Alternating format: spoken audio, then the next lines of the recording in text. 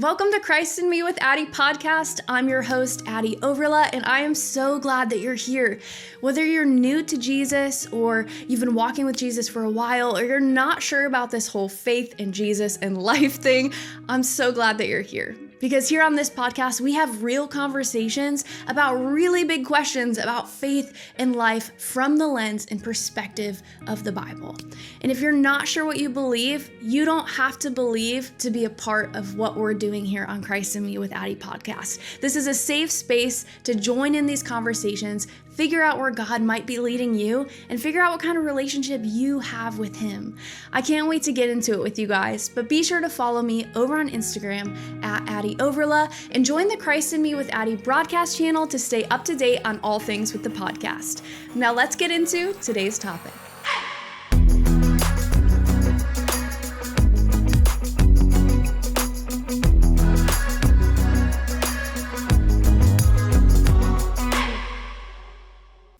Hey everyone, and welcome back for season 1 of 2025 of Christ in Me with Addie podcast.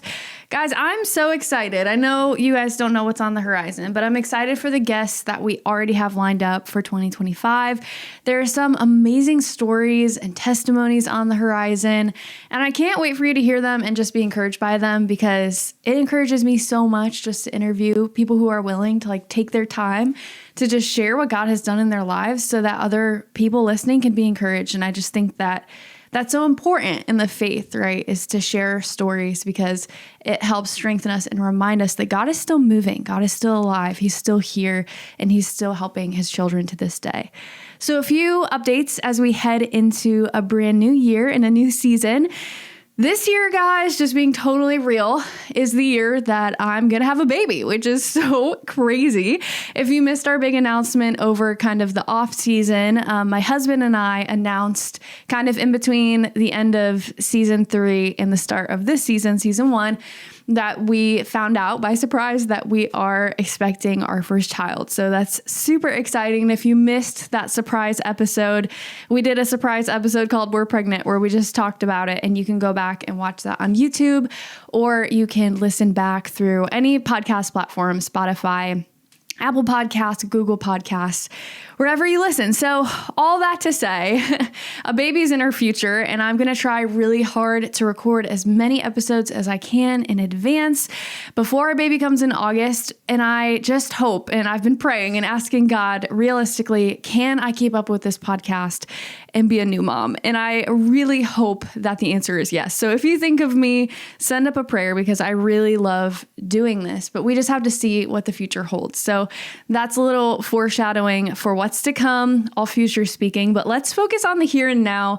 It's officially 2025, and congrats, friend, whoever's listening on the other end, because you made it. We made it. New year and a new chance to kind of start fresh perspective on the things you want to focus on in this year. And I know New Year's resolutions can be kind of corny and cheesy, but I'm all for them. Why not look back and assess, man, I didn't get here this year, so what can I do right here and right now to set achievable goals that is going to help me get there in the future? So if one of your goals is maybe to grow in closeness to God, this is a great episode to listen to, because we're going to talk about fasting. But before we get there, something that's really common for a lot of Christians is to fast at the beginning of the new year. To kind of take a step back, maybe that's not your goal for the new year, to fast necessarily, but you want to learn how to set godly goals for the new year. That's an episode that I actually did last year in 2024. So you can search that episode title, How to Set Godly Goals for the New Year, and listen to that episode, because even though I recorded it last year, it still holds a lot of great truth that really is evergreen from year to year. But jumping back into fasting, something that's really common for Christians to do at the beginning of the year is to fast.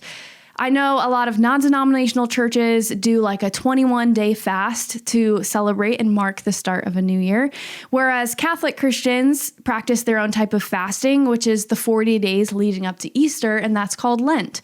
So fasting is really a normal Christian practice, but it's something that can seem really weird and kind of mystical when you think about it from a faith-based or spiritual angle. But the truth is, fasting has been a common practice practice for people and really all of humanity in general for centuries. Think about some of the most prominent, wise leaders of our time. They practiced fasting. So today we're going to unpack all things fasting. What is it? Why do we do it? How do we fast? And how does God respond when we fast? If fasting has been one of those things that's just kind of eluded you, this episode is for you. And even if you fasted before, maybe this episode will unlock some more biblical truths about fasting. So I want to start by unpacking that fasting, like I said, is not a new idea. It's been around for centuries, but it's something that's kind of trending right now. On social media, we see sort of hot topics like intermittent fasting, or this is a bit more historical, but like around World War I, we're talking like 1917 in American history, there were national meatless Mondays, meaning that people would fast from eating meat. And that was to conserve rations for the soldiers who were off in war. So fasting is not a new idea. All that to say, the idea of spiritual fasting for faith-based reasons is also not new. So you might be thinking, why do Christians fast then? Where is it in the Bible? And what did Jesus have to say about fasting? If we're supposed to model our faith after the one who lived out his faith perfectly, that's Jesus, then what did Jesus have to say about fasting? So let's kind of start this topic by unpacking what fasting is. So kind of defining it. Fasting is the practice of abstaining from something, generally food, but it doesn't have to be food, for a set period of time. When the Bible mentions fasting, it's typically always about food, and Scripture gives us a few examples both in the Old and New Testament that I'm going to share today. So one of the most well-known Old Testament examples of fasting is actually found in Daniel chapter 10, I believe, but this is where we get the term the Daniel fast from. So if that's a new term to you, that's like a type of fasting that people do. It's the Daniel fast, but I'll explain that when we get to the different types of fasts later in the episode. So we see fasting in the New Testament when Jesus himself fasts from food for 40 days in the desert, and that's in Matthew chapter 4. In verses 1 and 2, it says, "Then Jesus was led up by the Spirit into the wilderness to be tempted by the devil. After fasting for 40 days and 40 nights, he was hungry." I love how just blatant it is. They're like, Jesus was hungry. He was human. He was not having it. I imagine he was pretty hangry at that point in time. But there are some denominations that believe in order to have like a true and quote unquote correct fast or like biblical fast, that it has to be in the model of Jesus. Like it has to be food or it's not a true fast. But as we unpack this episode, maybe that's what you believe, and I'm not here to like challenge it or change it, but just to lend a different perspective maybe. As we unpack this episode, I'm going to tell you about the different types of fasts and how truly fasting is more about your heart posture than it is about the act itself. So now that we kind of know what fasting is, let's talk about why we fast and maybe some benefits of fasting. And I think it would be good to start with some of the sort of misconceptions about fasting. And I just want to share like a personal experience with this. I know when I first started going to church, I had no interest in fasting. And I'm just being really honest there. The Bible already seemed so difficult to take on. Like I was not a history fan. The Bible is like, originally written in Greek. So trying to understand it from an American westernized lens is already hard in itself. And I was just starting to kind of wrap my head around the idea of prayer. So fasting just seemed a little too out there and like a little too maybe advanced for me. And I think that's kind of the first misconception about fasting. I think a lot of times we think it's too hard, or no, it's only for super Christians, like people who've been walking with Jesus for a really long time who just really get it, or that it's for like advanced Christians, quote unquote. And I'm saying that with kind of like a strained face because the truth is fasting is for anyone, anytime. Jesus doesn't view our faith, some Christians as advanced and other Christians as being behind. Like he really called for all of his followers to practice it and to do it. So that's the kind of the first misconception, is that fasting is only for like super Christians or advanced Christians, when the truth is Jesus kind of prescribed it and recommended it for all of his believers. I want to be super clear in saying the Bible doesn't like order fasting as a requirement. Like the Bible does not say, you know how it says like, thou shalt not kill, so plain and so right there, like that is an order, that is a moral law of God. Whereas fasting is more of like an optional practice that's highly recommended. So it does say though in Matthew 6:16, and these are the words of Jesus, it says, when you fast, which implies that it's something beneficial and something he's recommending for his followers to do. So why is it so beneficial? You're like, okay, I get it. I understand kind of what fasting is, but why should I do it? Why should I put myself through the struggle? Why shouldn't I just live my life as is?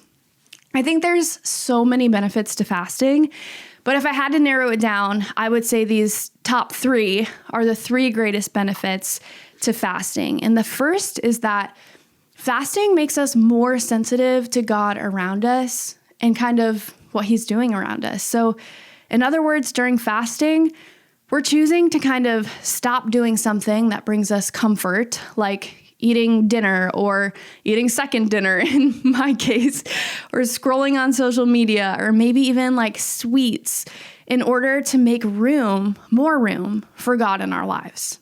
I think another kind of misconception people have about fasting is that fasting is how we get God to bend to our desires. Like, okay, God, if I fast and I give up this, you're going to give me this, right? Or like, God, if I put a lot of effort into this fast thing, then you're going to like answer my prayer and like do this for me, right? But God isn't transactional like that. And that shouldn't be our heart posture when we fast. Instead, when we fast, we should look at God and say, I just want more of you. I'm taking this away, this worldly comfort, this thing that I've been putting time and attention to, and I'm going to take that and redirect it to spend more time with you. I want more of you, more of your presence, more of your will for my life, more of your peace, more of your plan, and more of your fulfillment. Fasting is acknowledging that whatever thing you're removing from your life can never fulfill you the way that God truly can. And that's not to say that we can't fast for specific things. Like, actually, we're fasting right now as a church, and I have something very specific on my mind that I'm saying, God, I need you to show up in this, please. And I'm not going to make the plan. I'm not going to set the rules. I'm not going to come with a box that you need to fit in, but I'm coming with big expectation, knowing that you're going to show up for me, God, how you want to move. And so I think we should always seek God's will over our own desires when we approach a season of fasting. Hey there, I hope you're enjoying today's episode. I just wanted to take a second to remind you that if you're not subscribed to Christ in Me with Addie podcast, be sure to subscribe, whether you listen through Apple Podcasts, Spotify, Google Podcasts, or whatever you use to listen to your podcast. This will put these episodes at the top of your feed so that you don't have to search Christ in Me with Addie podcast every time. It'll just be right there when you open up your phone. And if you're not following at Addie Overla over on Instagram, I post a lot of faith-based encouragement over here. And guys, I would be lying if I said I didn't need encouragement sometimes too. And sometimes a message from you guys just makes my day. It really does every time. So be sure to message me over there because I don't want this to just be one-sided. I would love to get to know you. I would love to hear how you're liking the show. And it encourages me so much when I see you guys following and listening along. Also, be sure to subscribe over on YouTube at Addie Overla. And I can't thank you guys enough for following along with Christ in Me with Addie podcast. We also have a broadcast channel over on Instagram, so you can stay up to date on all things Christ in Me with Addie podcast. Again, this show is really about John 3:30. He must become greater and greater, and I less and less. But with that being said, let's stay connected. Now back to today's episode. The second benefit to fasting is that it helps us seek God's direction. So I just mentioned I have a specific thing that I'm fasting about right now, and I'm really seeking God's direction, God's intervention, God's word in this fasting season. And so maybe you're not sure where to go in your career. Maybe you're not sure whether or not to take that next step in a relationship. or even what move to make in your financial goals. Fasting is a great idea to show God you're in full submission to Him and are desperate for His guidance. I remember I had a really cool opportunity that I didn't share with you guys for a job in Texas. And it was an awesome faith-based job with an amazing ministry company. And my husband and I were really considering picking up our lives and moving to Texas. And if you're listening to this episode, we're from Ohio. And it actually went as far as the brand flying me out, interviewing me in person. And I was like, oh my gosh, like, I think we're going to move to Texas. And everything just seemed to be aligning. And I remember his parents, Saul's parents, actually told us, we're going to fast for you right now because this is a huge decision. So we're actually fasting on your behalf right now for God to just make it abundantly clear if you're supposed to move or if you're supposed to stay. And we ended up staying, and a new job opened up, and like, it all makes sense now. But them fasting on our behalf is such an amazing and selfless thing that they did for us. I think another perfect example of this is Queen Esther in chapter 4. She was faced with a life and death sized dilemma. So just some like backstory. Queen Esther, she uncovered this evil plan that someone was plotting to kill all of the Jewish people. If you're not into history, just stick with me because this would actually make such a great like drama TV series. But she uncovers this plan that someone's going to kill all the Jewish people. And not only was it illegal for Esther to approach the king to talk to him about this plan that she uncovered, it was illegal for even the queen to go before the king without being summoned. And you could actually be killed for doing that. So not only was that illegal in the definition of high stakes, but it turns out that Esther was also of Jewish descent, and she had been hiding her true identity. So she had to choose whether or not to reveal her true identity and approach the king and plead with him to save the Jews, or to just stay silent, let her people die, but not risk her own life. She had a really difficult decision to make. And it says in Esther chapter 4, verse 16, Esther said to her people, "Go gather all the Jews who are here in Susa and fast for me. Do not eat or drink for 3 days, night or day.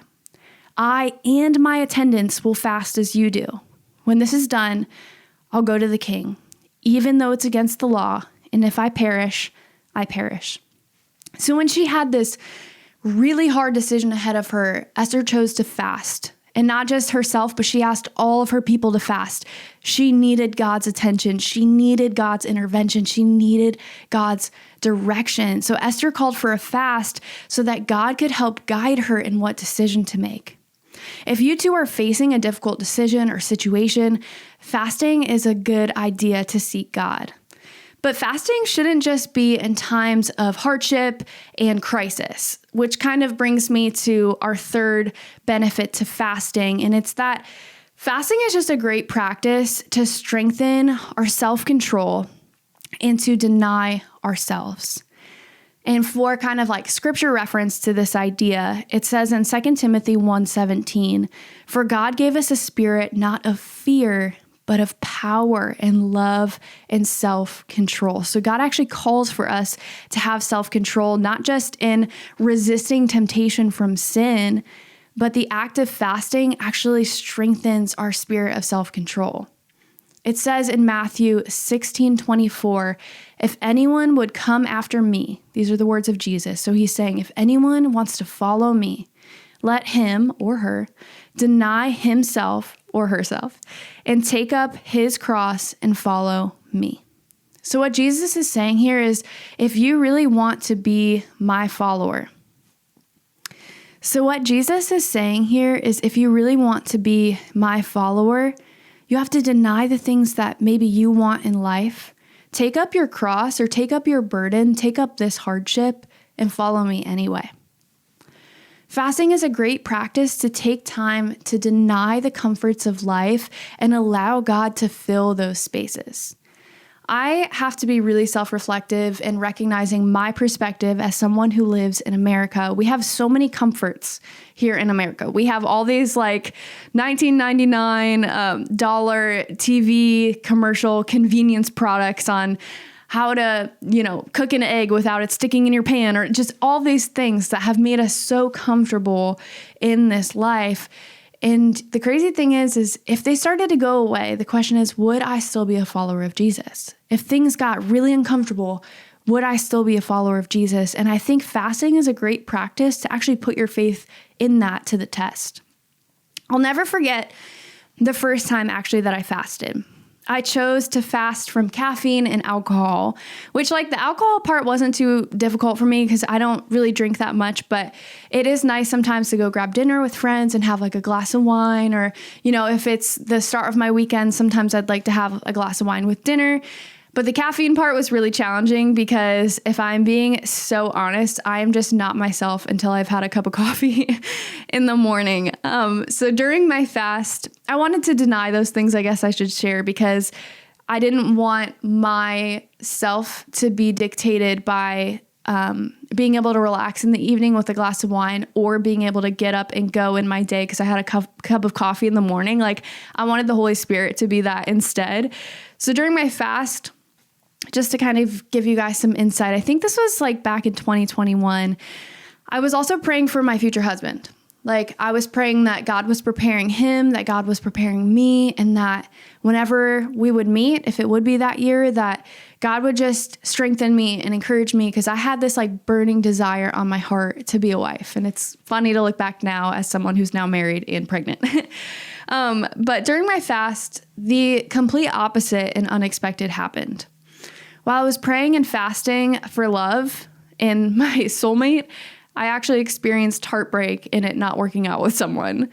I'd been talking to this guy that I'd been really interested in, and he was a great guy. And I remember during the fast, we'd gone on a couple dates, and during the fast, he actually called me and said that God had just been convicting him about the relationship, and that even though our dates were amazing and everything was going really well, we just weren't meant to be together, and God kind of made that so clear to him.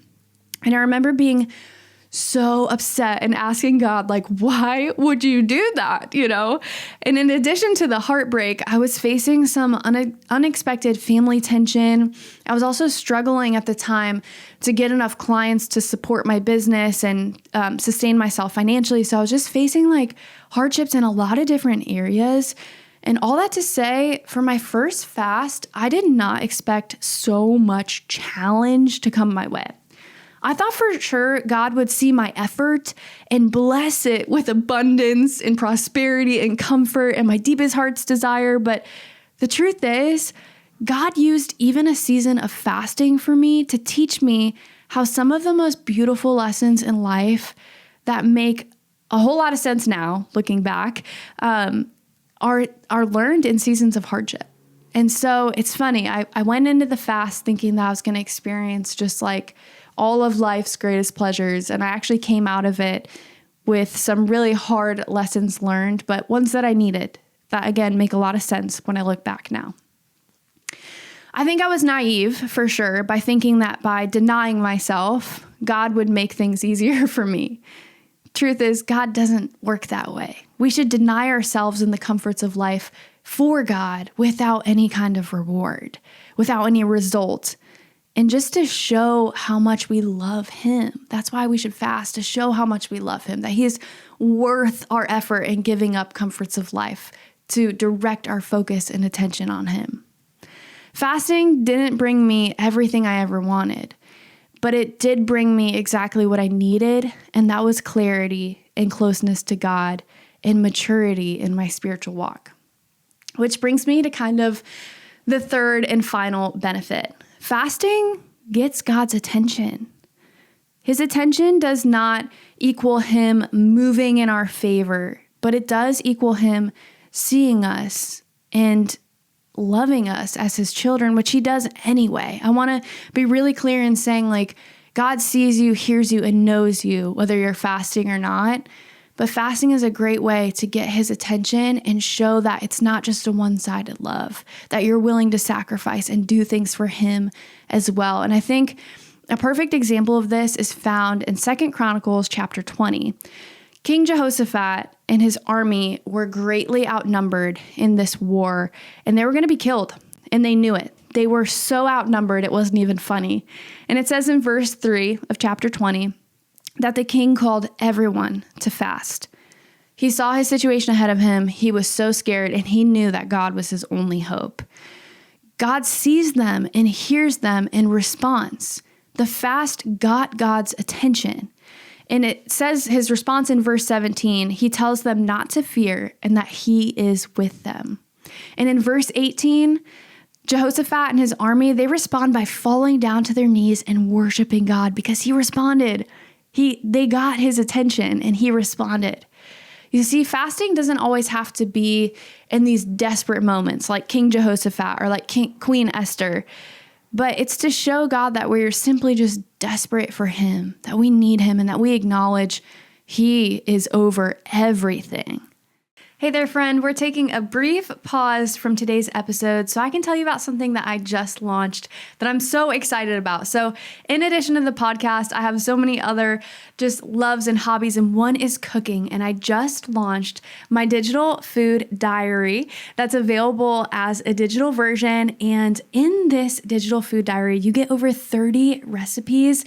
If you're a busy mom on the go, if you're a 9-to-5 girly, or even if you're in school, or even if you're in high school and you're like, I just want to learn how to cook healthy, nutritious, but comforting meals for myself, this cookbook is for you. You can access it down below in the show notes, but I have gluten-free options. They're focused on high protein, but high nutrients. So there's a lot of hidden veggies for those who just hate chicken, rice, and vegetables. I take classic comfort foods, but turn them into healthier versions so you can still get foods that you love without all of the calories. Fitness and nutrition is a huge passion of mine. And if you're looking to start your journey this year, if you're that mom who just doesn't know what to make for dinner this week, grab a copy of my digital food diary because it was made with love to help you make food with love for the ones that you love. Now back to the episode. So now that we kind of know what fasting is, some of the common misconceptions and some of the benefits, I want to take time to talk about the different kinds of fasts and how to do these different kinds of fasts. So the first fast would be a food fast, which, as I mentioned, some people think that this is the only kind of biblical fast because most of the time, pretty much all the time, the Bible mentions food when it comes to fasting. And this is where you abstain from eating altogether or maybe just a meal a day. So I really want to stress that when it comes to food fasts, water fasts, things like that, you need to do them practically. We're still human, right?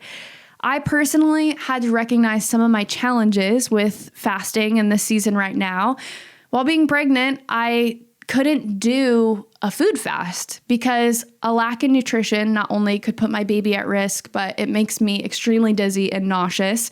And so my nausea, I just knew would become unmanageable. So when deciding what fast to do for you, you have to take into consideration what's actually practical for you. God doesn't want you to do anything to put yourself or anyone else in harm's way. Another example would be if you're diabetic, you know that you can't do a food fast because if your blood sugar gets too low, you could end up in the hospital. So you have to really do what's practical for you. So when deciding the right fast for you, maybe you just fast one meal a day. Or if you're fasting from food altogether, consider just doing it for a day or two and incorporate liquids like bone broth, that's very high in protein and other nutrients, maybe a protein shake or even a smoothie, depending on how strict you're trying to be.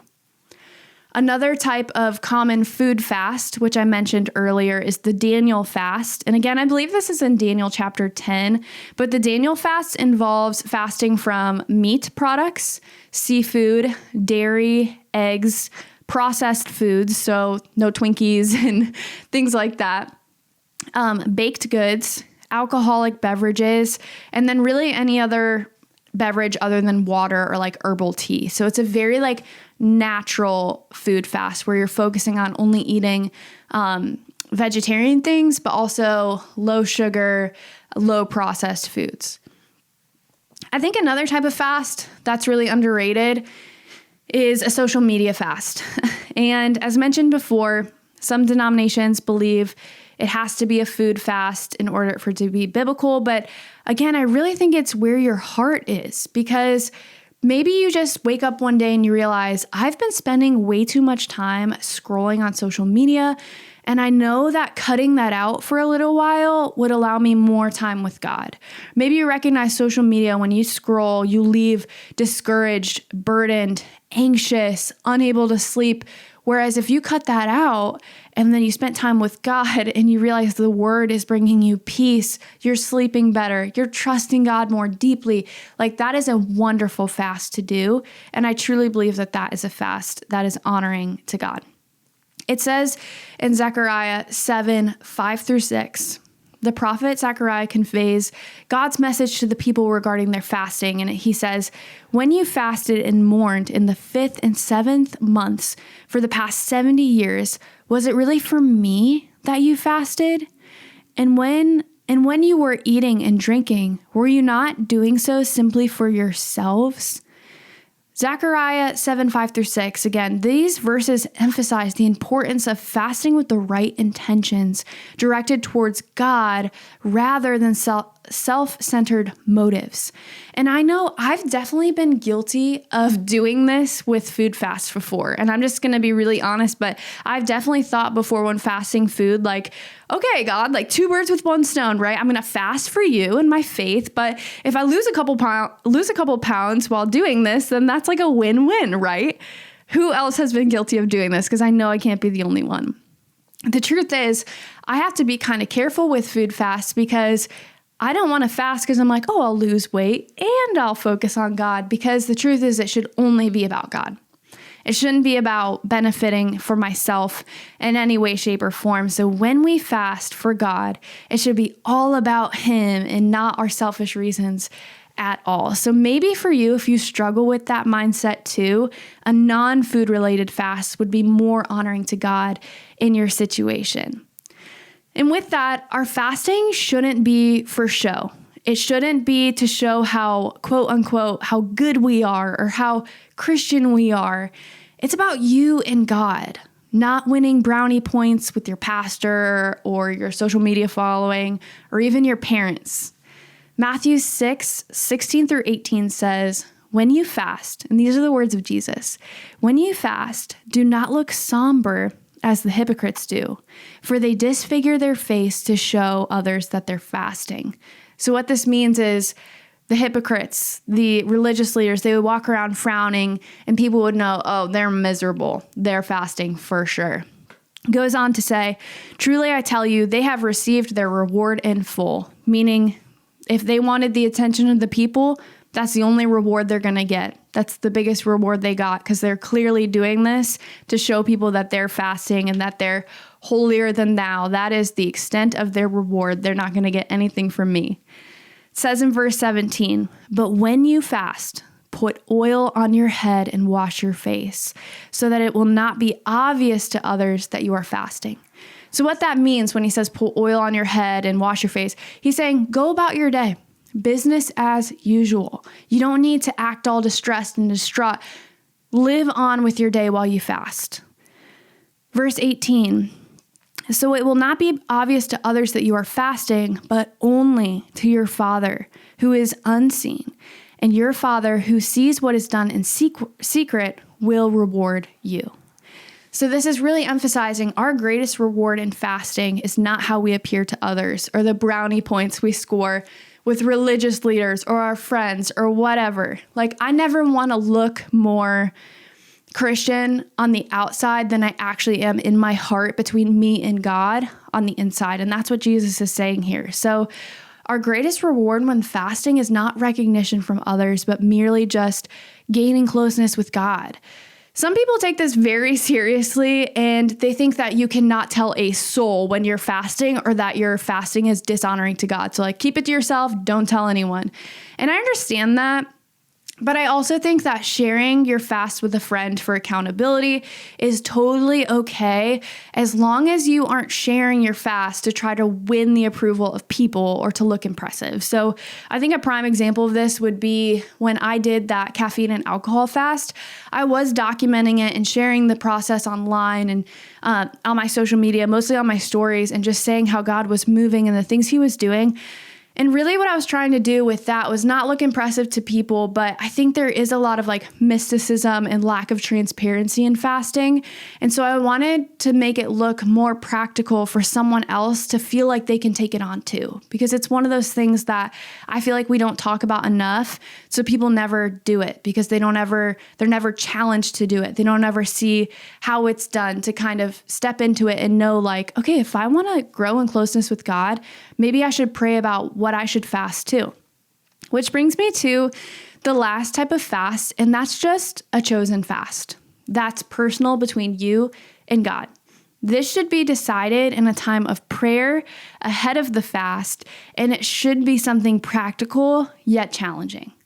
So a perfect example of this, when I say practical yet challenging, I had a friend once when I lived downtown and she was within like a biking distance to her work. She told me it was her first time fasting as well. She was like, I'm going to give up my car.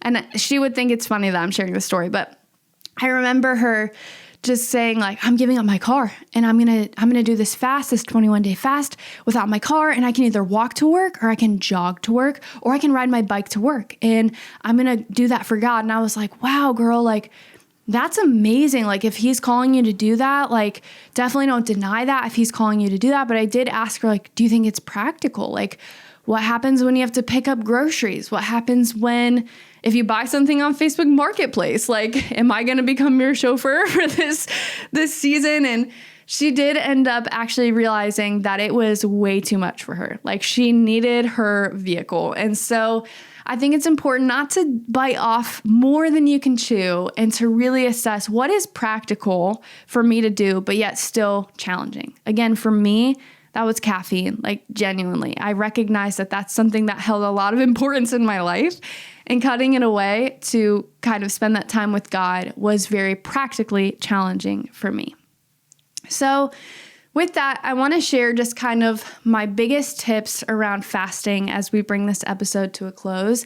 My first is to be sure that whatever you're fasting from, you replace it with intentional time with God. I can't stress that this is probably the most important aspect of fasting. In the Bible, I don't think there's a single instance we see where there's a true and genuine fast where fasting is kind of apart from prayer. Like fasting and prayer always go hand in hand. So if you've ever fasted before and you kind of got to the end of it and you've been like, wow, I don't really feel any different, or I don't feel like anything happened, I would really take a step back and ask yourself, was I intentionally seeking God during this time? Because that's the difference between routine and intention. Routine is where you just consistently do something. Maybe you gave up caffeine every morning like I did. I got really good at waking up and not drinking coffee because it wasn't a part of my day anymore. But if I didn't intentionally take that time that I would be making coffee to either pray or spend time in God's word, then I'm not really putting my full effort into the fast and trying to gain closeness with him. It's really important to replace whatever you're fasting from with intentional time with God. The second kind of just really practical tip is to give yourself grace. If you slip up in your fast, you haven't ruined everything. God doesn't think you're weak, and you can start again. Remember, his mercies are new each day. That's from Lamentations. That is scriptural, biblical. His mercy is new each day. If you mess up, start again. It's okay. God knows that we have no strength before him. He doesn't need our strength when he is like the strongest person to ever exist. And the fact is, in our fast, we need his strength, not reliance on our own strength. He just needs your willingness, your yes. So even if you slip up, give him your willingness and your yes to start again. You know, it's a lot like temptation when you think about it. Temptation from sin.